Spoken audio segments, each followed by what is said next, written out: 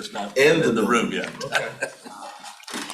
Okay, everybody had a chance to look over the minutes for their November 9th meeting? No. Any corrections, changes? Motion to approve? Do I have a second? Second. All in favor, keep saying aye. Aye. All opposed? Both the minutes are approved. Open public comment period. I don't see anybody here who wishes to speak. Do we have anybody online, or has anybody brought to us any? We have not. We have several people watching the webinar, but we haven't had any requests to speak. All right, in that case, we will close open public comment period and move right on down the line. And next thing is really, I just want to say thank you to each of my colleagues here for working with me this morning to allow me this to be my second meeting of the morning instead of the first one. But that has helped me very much, and appreciate that going forward. The only thing I really have to bring before us today, I'm really going to turn over to Mr. Carroll, who's going to let him bring us up to date on the signing of our search warrant. Thank you, Mr. Chair. Real quick, with the help of Mr. Gregory, we were able to, and certainly the HR roundtable and staff, we were able to finalize in the agreement with Boyden, and we executed that last week. And I'll be talking with some members here and some others as to who's going to assist with the search committee to work with Boyden. And so I got actually have to talk with them, but that's where we're at, but they're ready to go. Okay, so have they given us any timeline of what they're anticipating? It's in the actual agreement, which we'll make sure we share with everybody the potential timeline and how we can move forward with this. I don't have it in front of me, Mr. Gregory. The timeline is pretty aggressive. The scheduled completion date is May 1st. They're going to work quickly over the next 3 months to get this done, with the idea that if everything goes to plan, which it rarely does, but if everything goes to plan, the candidate could potentially start work on July 1st, but we'll see how it goes. That's in an ideal situation, which is probably not going to play out that way, but we're off and running. It's good to start with an ideal situation, whether it works out that way. We have a I target. think they're going to do a great job for us. Okay, well, let's move on to our activities report. Mr. Parsons, Ms. Clark, two of you are here. We'll start with Mr. Parsons. Thank you, Mr. Chair. The first item on the agenda, 7A, is the financial activities and investment reports. We have, starting on page 6, a summary table of activities through September. As you know, the CVTA receives funds 3 months after the activity month, so this is the most current activity. I did want to point your attention to the trends that we're seeing in terms of receipt of taxes. They are fairly consistent across the months from June to September, just fluctuating a small amount by 100,000 or two between each month. We have on the right-hand side a year-to-date and a lifetime-to-date column. And I'll just note that the lifetime-to-date receipts through September of 22 in the regional fund is $143.9 million. In the GRTC fund, $61.7 million. And then the local distributions totaling just under $206 million. So lots of great activity by the authority and the revenues received through this process. Pointing your attention next to the following page, starting on page 7. All right. Hold on just a minute. Yes, sir. Mr. Parsons, Ms. Page is with us, and just want to bring that on. You have not missed anything, Ms. Page. We're just starting on the first item of significance. It's on page 6. Mr. Parsons is talking about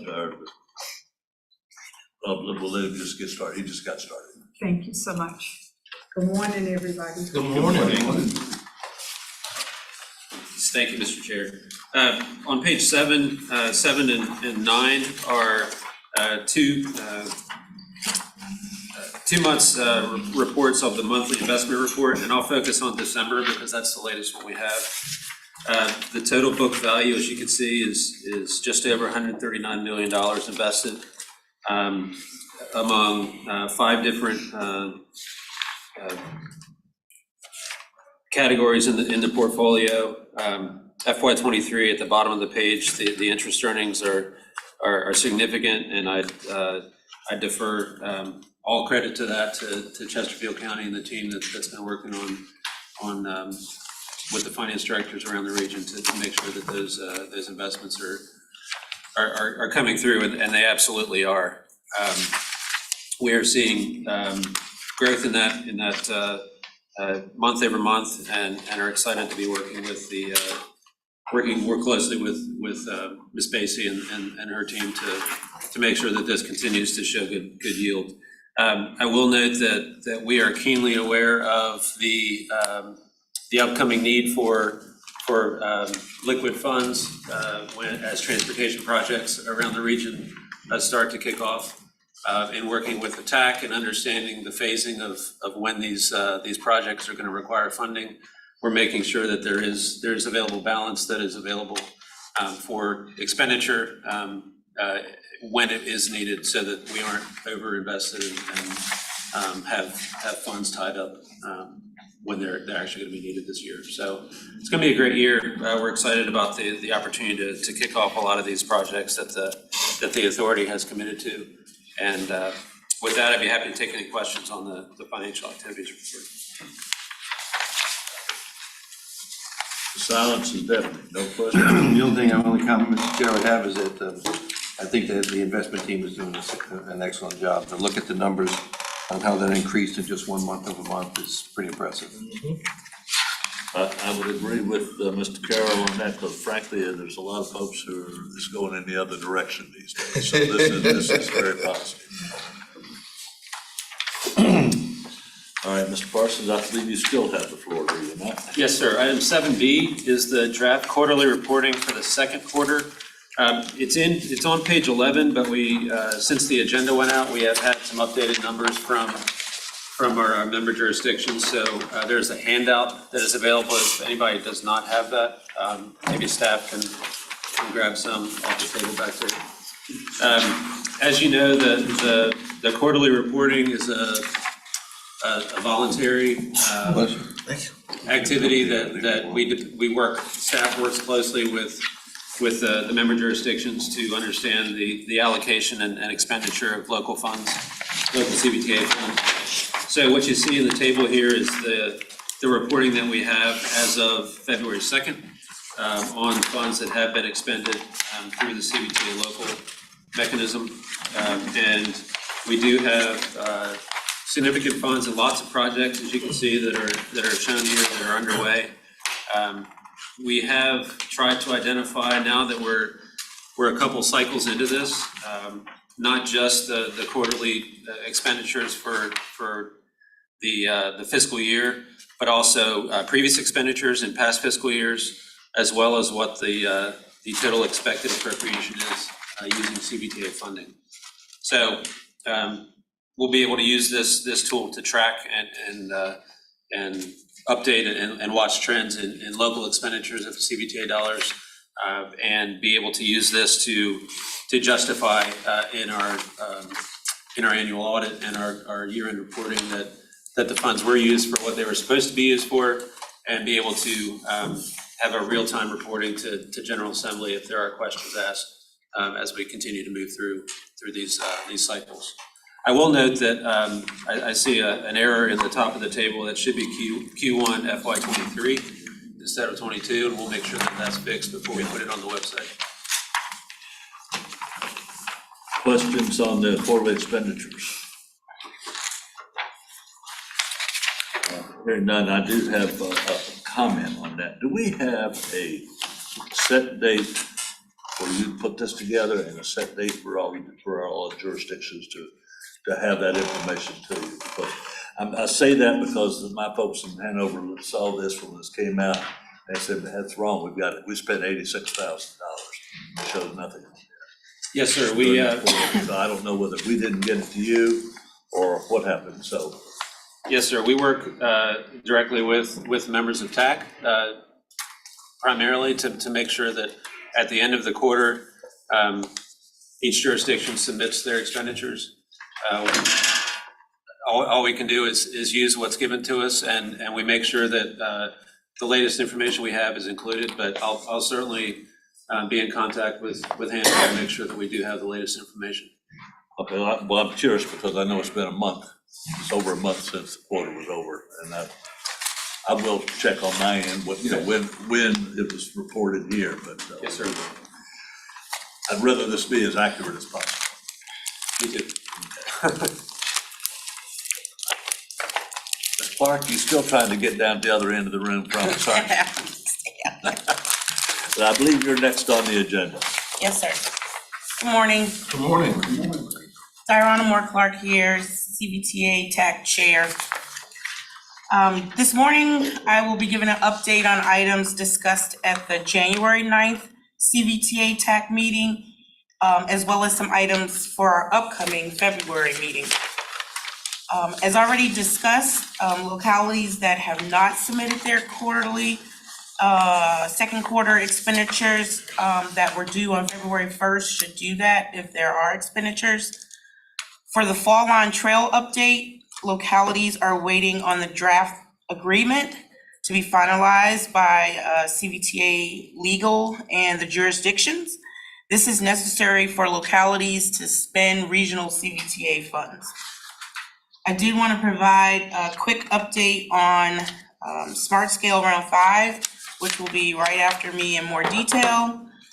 While that item will provide a staff breakdown of the Smart Scale outcomes and how to best evaluate future CVTA regional leveraging application requests, it also supports the authority's conversation about how best to manage pledge leveraging funds. Most localities, based on the original guidance, accepted the authority's 2-year pledge of allowing them to use these funds as leverage. The TAC at its meeting next week will discuss how the guidance addresses leveraging, swapping or reprogramming, and deobligation of funds. TAC will also be finalizing its discussion on the eligibility requirements for highway projects, in which the recommendation to the authority will address issues around inclusiveness among all member localities. That concludes my report. Any questions? Questions of Ms. Clark? This is too simple this morning. Okay, if there's no questions of Ms. Clark, Mr. Parsons, now we get to the meat of our discussion. I was gonna say, Mr. Chair, you might have spoke too soon. So the next item. I'm thankful to everybody that came before you. Yes. Item 8 is an update. I'll lead it in, but I'm gonna ask Mr. Bushing to come to the podium and give an overview of Smart Scale Round 5. And we wanted to do this from the lens of the region. We're looking at impacts of the Smart Scale program to all 9 of our jurisdictions and our competitiveness across the state. I think I can say in general terms, Smart Scale Round 5 was very kind to our region in terms of how we stacked up against everybody else, including Northern Virginia and Hampton Roads. Mr. Bushing has the data, but we're excited about the overall impacts to the projects that were leveraged using CVTA dollars. And we have now that we have the scores in hand, we have a better understanding of what they actually mean and how we might better prepare for the next time. So Mr. Bushing, I'll turn that over to you. Hi, good morning, Mr. Chairman, members of the Finance Committee. So what I wanted to start off with was just a quick overview of Smart Scale Round 5, the staff recommended results that came out at the January CTB meeting and sort of the implications for CVTA regional leveraging funds. So there were $253 million in CVTA regional funds that were leveraged across 16 applications. So you can see the breakdown. There were 7 locality applications, 8 regional applications, so submitted by Plan RVA, RTPO, or GRTC, and then the CTB submitted the I-64 gap as well. Additionally, there were local CVTA dollars on locality applications, but we're not able to track those as readily, so I didn't include those in the presentation for today. So of those applications, 6 of the 16 were successful, so 37% success rate for the projects that were leveraging CVTA dollars. Across the entire CVTA region, so all 9 of the jurisdictions, only 21% of our applications were successful. So we had a better success rate, in part because of leveraging, in part because we're picking good projects here at the CVTA as well. So this is, I think, the key takeaway is the return on our investment as CVTA dollars. So for every dollar that we put in from the CVTA, we get $6.12 back in additional funding.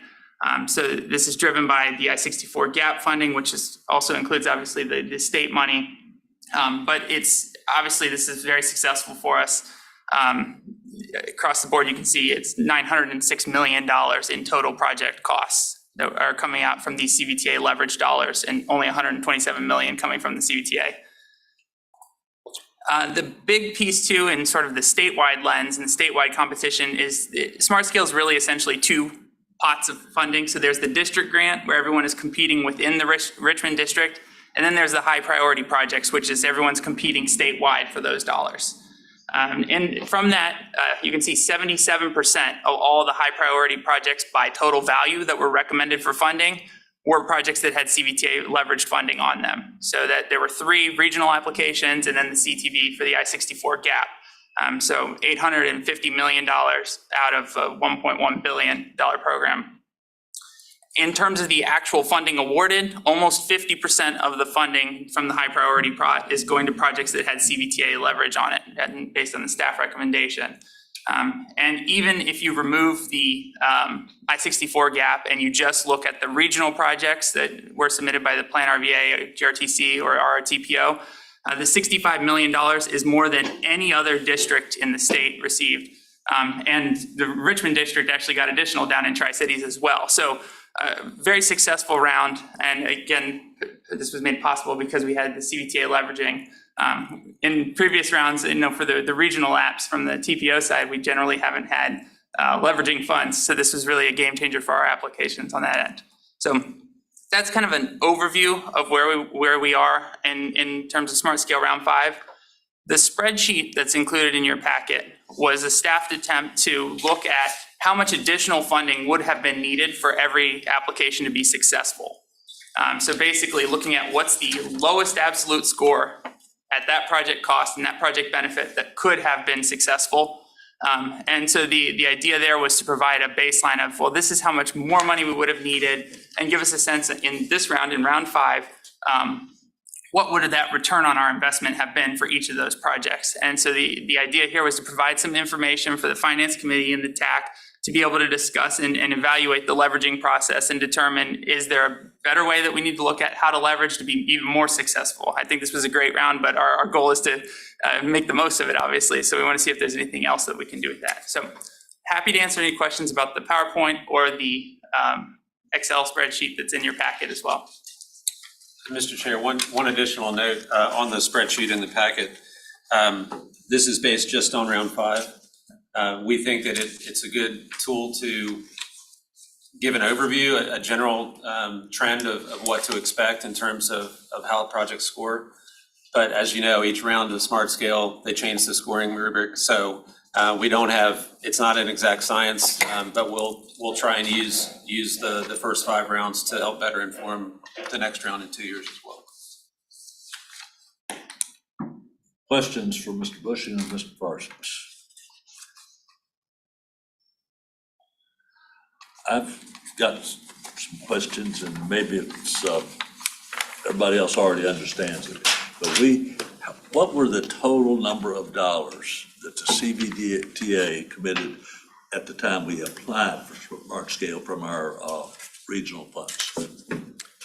The total committed across all of the funding program? Yes. So at the time, nothing had been committed, which is why we had to do the action last fall to finalize it.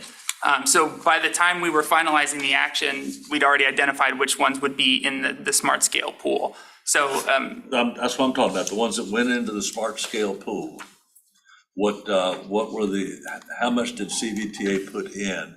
Obviously, we did not get all of our projects, so the ones that we didn't get, that money has gone back into the pot now, correct? So there was 253 million that was leveraged against regional applications. 127 million of that was successful. So about 50% of what we had leveraged is still available. Based on the current guidelines the CVTA has, they stay on that project for a second round of smart scale, or the sponsor can request to return it if they don't think that project's a winner. So they're still tied up. They're not freed up based on the current framework and what's been adopted. Okay, I'm gonna to piggyback on that. We've got this money came back. Would we have been more successful had we redistributed that in different ways?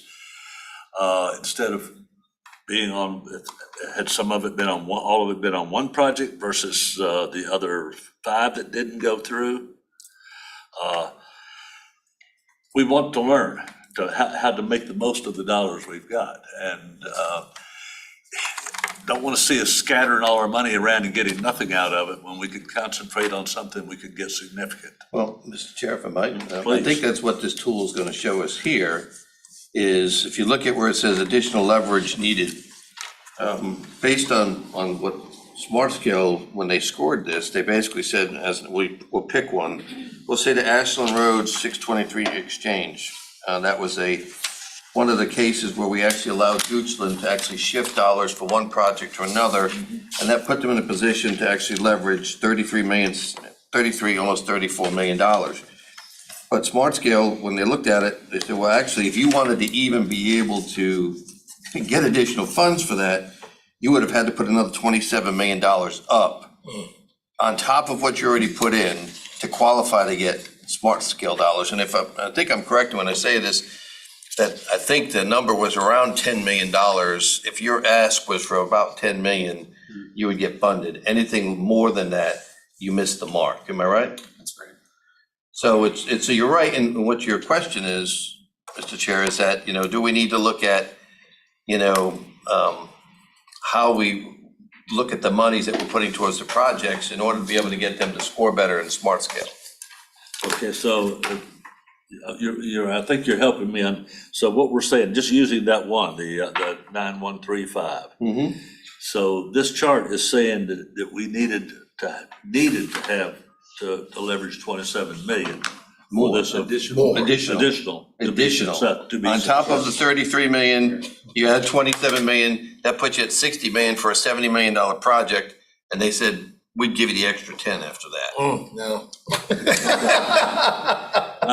I appreciate that, but at the same time, I Which think we means do have when I to. get- Might as well do the whole project. Well, at the same time, though, I think if we looked at the projects we didn't win, if we want to, if we want to prioritize them within, which I think we have done before we ever put them in Smart Scale, we had prioritized the different ones we put in.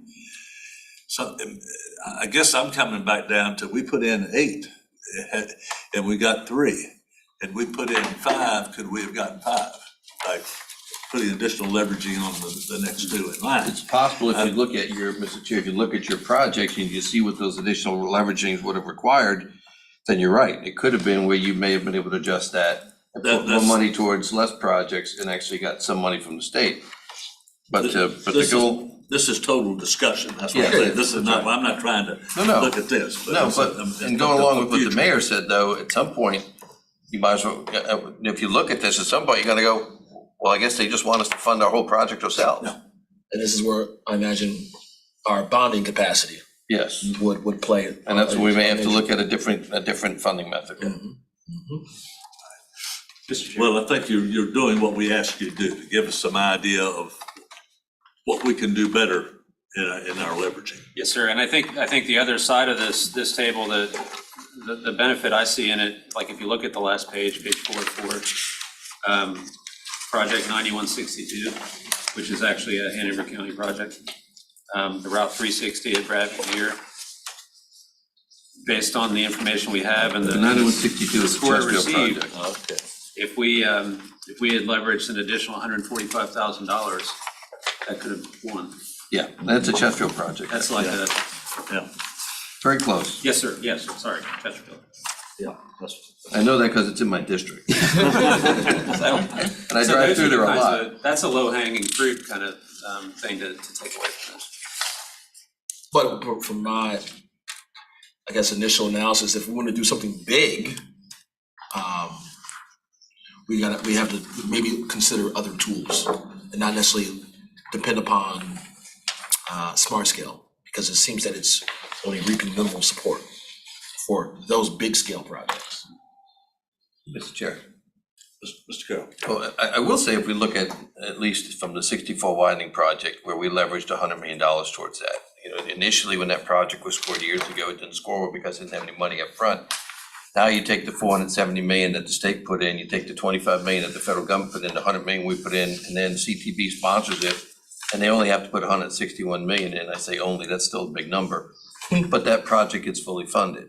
And so, yeah, I mean, I think we absolutely contributed to the success of that project moving forward, not just in the monies we put forward, but also in our enthusiasm to work with the state and the federal government to get it done. So that being said, to me, that's a model for the future on what we might be able to do with some other bigger projects that we have to work collectively with state and federal governments to do some of the big projects. And to add to that, Mr. Chairman, I would say that, you know, I guess is where our priorities align, which, you know, you would think that all of our priorities will align with the Commonwealth's and also with the state and federal government, but there's only a few times when those Venn diagrams start to like bleed into one another. So finding that sweet spot, you know, no one put any pressure on the staff, but that's where we're trying to find. That's correct, and that's the whole purpose of this exercise. I would have put the federal government to land a little more with us on that. Mr. Thornton. And Mr. Chairman, you may recall, we're still a very young organization. And one of the, I guess, precepts that we talked about is a word starting with the F, flexibility. And the way we've done this have allowed us to be where we are. And I think if any accountant look at us, have to give us a laudatory grade for what we're doing. But your point is well taken. We want to be good stewards. But when we talk about that flexibility, we're able to complete that and do that. And I think we've done an excellent job under your aegis and all the other commissioners. Thank you. Ms. Page, you had your hand up, I believe. I didn't. Oh, you did? Okay. She got 64, her hand's not gonna go up as much. No, she doesn't. I do think I'm in agreement. I think that as CVTA, as they have more funding, I truly believe Smart Scale will require more that we put more funding on projects. So I'm in agreement that maybe we need to look closer into the projects. I know that in the great county of New Kent, some of the, what we call VDOT projects, they're trying to push them over to where you have CVTA money. And so it's always explaining the purpose of CVTA, you know, and so I think that unsaid that Smart Scale for some projects would be the same. That's why it's gonna be critical. I mean, I could be wrong, but I just think that. Well, I think we all have to give Ms. Page a lot of credit for 64 No having question. happened too. And recognize that 64 widening is really a benefit to all of our jurisdictions because we've all been stuck in New Kent when we didn't want to be. We're trying to put some other things in there to keep. Who doesn't want to get stuck in New Kent? Not on 64, not on 64. Okay, we have no more questions on that. I think we've gotten this also will feed into what our discussions as we go forward on what we do in terms of bonding and what that is. With that, any future meeting topics? What are our thoughts, guys? What do we need to look at that's not already sitting here on the table in front of you? Mr. Chair, I just wanted to highlight one, the regional projects fund allocation. the eligibility and the framework that has been on the table for TAC to be discussed, I don't know, 4 or 5 months now. I mean, TAC has been working very diligently to understand possible updates and changes to make it a better policy and make it more equitable for the entire region. And I think that will be on your plate soon enough for consideration. And I think the relationship between TAC and finance is really gonna be strong for a discussion of this framework. I believe, correct me if I'm wrong, Ms. Clark, but TAC is also looking at the definitions of what makes something eligible to be a regional project, because I think there's been some question marks as to what that should be and whether or not that has to be handled by the General Assembly or us to define what is regional, what it takes to be a regional project. Well, we haven't technically, sir, discussed the General Assembly and the definition of regional. I think that we hold that the authority has that ability. We have the to- authority to make that determination. I'm Yes. glad to hear that. Okay, so, but we are looking at it in terms of what, Yes, so that, again, there's inclusiveness amongst every locality in their need to fund transportation projects in their locality. okay, because I do think right now it's restricted to certain particular corridors and what have you, that I think a number of people have felt like that we might be too restrictive at this point. And so, just to talk a little bit about the projects that were submitted, and we talk about the leveraging and smart scale, we do still want the right projects for the region to be regional in nature. So we've discussed probably 3 months at TAC meetings intensely that eligibility. We've come up with a number of ways. We're trying to avoid a process for the rurals and then a process for the urbans. So with that, we're getting close. I think we're really close. We will have some recommendations for you so we are meeting behind you. So we may have some on that eligibility at the March meeting. I want to say one thing. I'm certainly glad we have the TAC that we have, because you guys wouldn't be helpless without you. And I mean, your work is marvelous, and so I wish you would pass that back to everybody, because you're really the heart of this organization. We might be the face of it, but you're the heart of it and what the things you do. And Thank you, so sir. please pass that back to the whole TAC. I will. Mr. Chair, I would say on future topics, we may have an update from Boyden by then on where they're at, so, if that happens, and Parsons, make sure we get it on the agenda. Okay, I'm gonna put that right down here on mine right now. Hopefully we can have that, if not the next meeting, the one following, for sure. Mr. Chair, one more item. If it's the interest of the committee, I think PFM is on the line with us today. They're following along with all of these discussions, and especially concerning leveraging and smart scale. And at the time when Finance Committee is ready to talk about, to bring back the idea of bonding and debt service, we'll be ready to go. Thank you for reminding me that they are online with us, and I would like to ask if they wish to contribute anything to this discussion. Let's see, they are attendees and not panelists, but if, I haven't had any comments from. Have they raised a hand? Sid, Nothing. Kevin Roddy, Christy Choi, can you send them a panelist invitation, see if they want to move over and speak? And Christy Troy? Choi? Close, you got it. Mr. Chair, because we did move this meeting up a half hour, I'm gonna have to leave shortly to go to another meeting. I think we're really wrapping this up, and so, Ready to wrap up? yes. Okay, Wrap up moment? well, yes, please, that's the next and last thing on the agenda is comments from committee members. May I, Mr. Chair? Please. Babe, I think it was 1 year ago today, I mentioned something, I think I may have made some additional comments. I just want to put this in the context of something that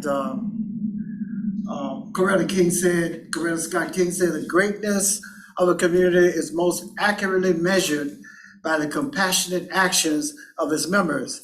And I relate that to what the CVTA and the Finance Committee is doing, Mr. Chairman, because Carter G. Woodson has called this Black History Month. When I was a student in high school, it was Black History Week. So when we really look at what we try to do for transportation, that is building that, what Dr. King called the beloved community. So we have done a good service. You gave some accolades to TAC. And so we got a lot of people involved. That's a good thing. So each commissioner should feel a loftiness of what we do. Well said. Great, very well said. Other comments? I had one, but after that, it's not. Drop the mic, right? Only thing I realized though, is we've gone from Black History Week to Black History Month. That's inflation for you, isn't it? Very good. Thank you. With that, there's nothing further. We will call the meeting to a close, and we'll meet again on March 8th, 2023. Very good. Thank you again, gentlemen. We had a great kickoff at the Virginia State University.